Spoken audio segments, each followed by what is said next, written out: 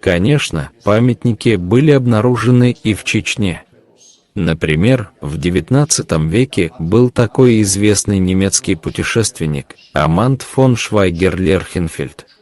Его книга была издана в 1887 году. Он пишет, что в Чечне, на берегу реки Сунжа, стояла церковь, построенная царицей Тамарой, где чеченцы в XIX веке пока еще совершали культслужение, то есть приносили жертву, зажигали свечу и выполняли такие же обряды, какие были у грузинских горцев. Так что эта близость между нашими народами проявляется во многих аспектах, и этот исторический ракурс также свидетельствует об этом. Естественно, так не было только в X-XII веках. В жизни этих народов христианство оставило определенный след, а впоследствии элементы христианской культуры образовались в виде отдельных сюжетов в фольклорном творчестве этих народов. Там христианская религия в XIV-XV веках пока еще была сильна. Например, у нас сохранилось Евангелие, принадлежащее Магалашвили, на полях которого есть надписи, и среди них надпись о том, что во времена Георгия Блистательного, это первая половина XIV века, грузинский патриарх Эктимий III, оказывается, путешествовал по окраинам Грузии, в том числе и в стране Нохчи.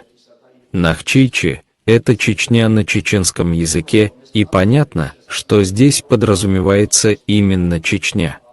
В Чечне патриарх Эктимий восстановил богослужение, а также он там оставил церковные книги для совершения религиозных обрядов. Это имело весьма большое значение, потому что, как вам известно, на Северном Кавказе, предположительно, богослужение совершалось как раз на грузинском языке.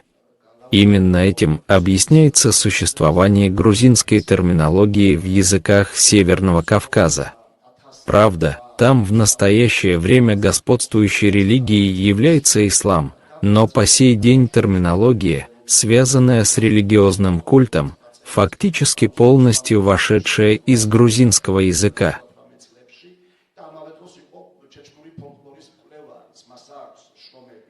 Я также хочу отметить, что в Чечне, например, в Хайбахе, это уголок горной Чечни, там в Хайбахе есть башни, на которых имеется изображение креста.